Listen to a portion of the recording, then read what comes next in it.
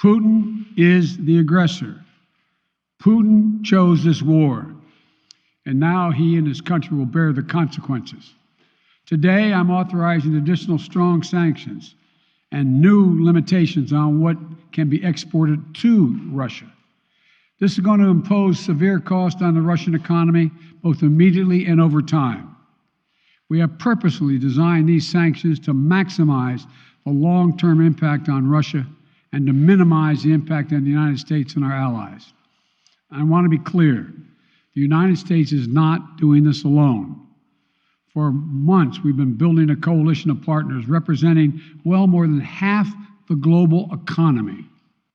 27 members of the European Union, including France, Germany, Italy, as well as the United Kingdom, Canada, Japan, Australia, New Zealand, and many others, to amplify the joint impact of our response. I just spoke with the G7 leaders this morning, and we're in full and total agreement. We will limit Russia's ability to do business in dollars, euros, pounds, and yen to be part of the global economy. We'll limit their ability to do that. We're going to stunt the ability to finance and grow the Russian military. We're going to impose and we're going to impair their ability to compete in high-tech 21st century economy. We've already seen the impact of our actions on Russia's currency and the ruble, which early today hit its weakest level ever in history. The Russia stock market plunged today. The Russian government borrowing rate spiked by over 15%. In today's actions, we've now sanctioned Russian banks that together hold around $1 trillion in assets. We've cut off Russia's largest bank, a bank that holds more than 1/3 of Russia's banking assets by itself, cut it off from the U.S. financial system. And today, we're also blocking 4 more major banks. That means every asset they have in America will be frozen. This includes VTB, the second largest bank in Russia, which has $250 billion in assets. As promised, we're also adding the names to the list of Russian elites and their family members that we're sanctioning as well. As I said on Tuesday, these are people who personally gain from the Kremlin's policies, and they should share in the pain. We will keep up this drumbeat of those designations against corrupt billionaires in the days ahead. On Tuesday, we stopped the Russian government from raising money from U.S. or European investors. Now we're going to apply the same restrictions to Russia's largest state-owned enterprises, companies with assets that exceed $1.4 trillion.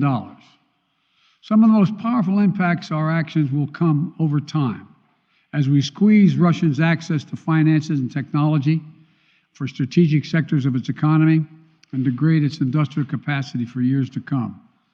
Between our actions and those of our allies and partners, we estimate that we'll cut off more than half of Russia's high-tech imports. It will strike a blow to their ability to continue to modernize their military. It will degrade their aerospace industry, including their space program. It will hurt their ability to build ships, reducing their ability to compete economically. And it will be a major hit to Putin's long-term strategic ambitions. And we're preparing to do more.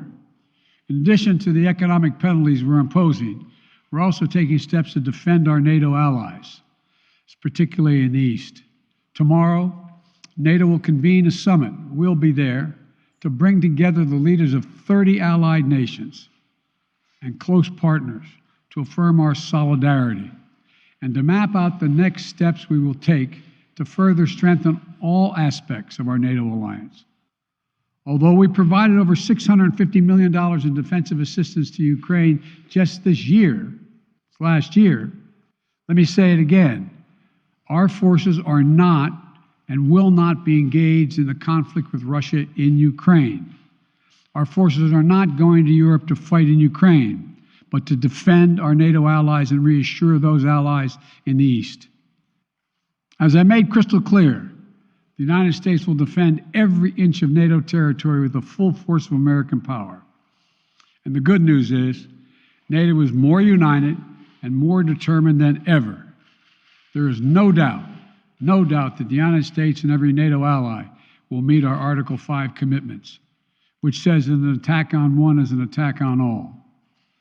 Over the past few weeks, I ordered thousands of additional forces to Germany and Poland as part of our commitment to NATO. On Tuesday, in response to Russia's aggressive action, including its troop presence in Belarus and the Black Sea, I've authorized the deployment of ground and air forces already stationed in Europe to NATO's eastern flank allies, Estonia, Latvia, Lithuania, Poland, and Romania. Our allies have also been stepping up, adding the other allies, the rest of NATO, adding their own forces and capabilities to ensure collective defense. And today, within hours of Russia's unleashing its assault, NATO came together and authorized an activation of response plans. This will enable NATO's high readiness forces to deploy and when and where they are needed to protect our NATO allies on the eastern boundaries of Europe. And now I'm authorizing additional U.S. force capabilities to deploy to Germany as part of NATO's response, including some of the U.S.-based forces that the Department of Defense placed on standby weeks ago. I've also spoken with Defense Secretary Austin and Chairman of the Joint Chiefs, General Milley, about preparations for additional moves should they become necessary to protect our NATO allies and support the greatest military alliance in the history of the world, NATO. As we respond, my administration is using the tools, every tool at its disposal to protect American families and businesses from rising prices at the gas pump. You know, we're taking active steps to bring down the cost, and American oil and gas companies should not exploit this moment to hike their prices to raise profits. You know, in our sanctions package, we specifically designed to allow energy payments to continue. We are closely monitoring energy supplies for any disruption. We've been coordinating with major oil producing and consuming countries toward our common interest to secure global energy supplies. We are actively working with countries around the world to elevate collective release from the strategic petroleum reserves of major energy consuming countries. And the United States will release additional barrels of oil as conditions warrant. I know this is hard and that Americans are already hurting. I will do everything in my power to limit the pain the American people are feeling at the gas pump. This is critical to me. But this aggression cannot go unanswered.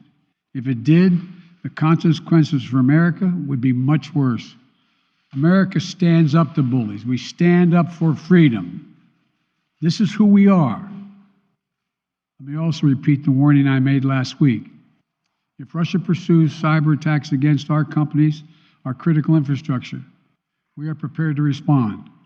For months, we've been working closely with the private sector to harden their cyber defenses, sharpen our ability to respond to Russian cyber attacks as well.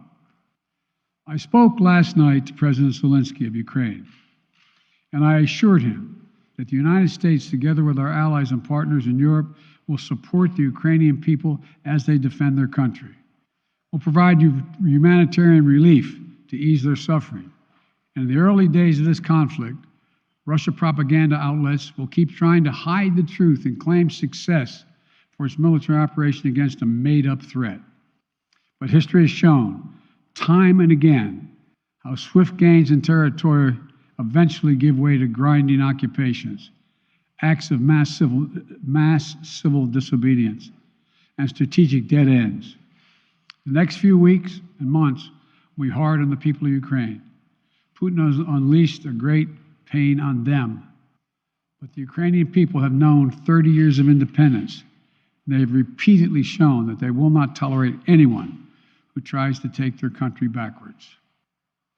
This is a dangerous moment for all of Europe, for the freedom around the world.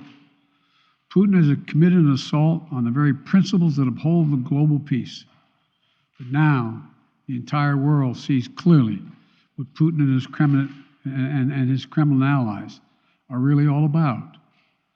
This was never about a genuine security concerns on their part.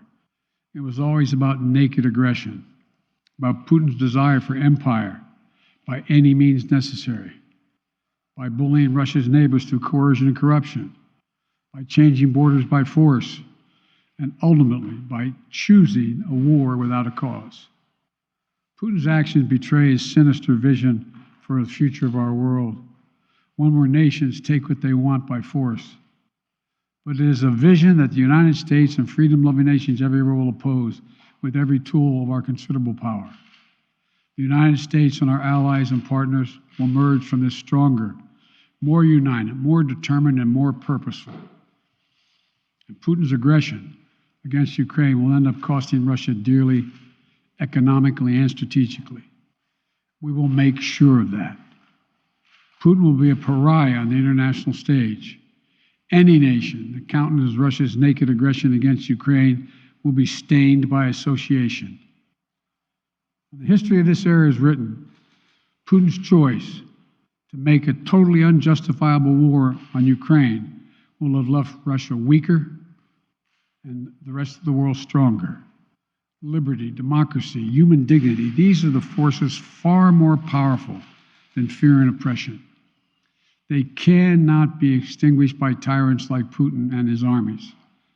They cannot be erased by from people's hearts and hopes by any amount of violence and intimidation. They endure.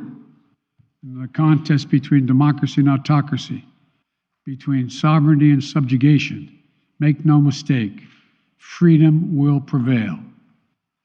God bless the people of a free and democratic Ukraine, and may God protect our troops.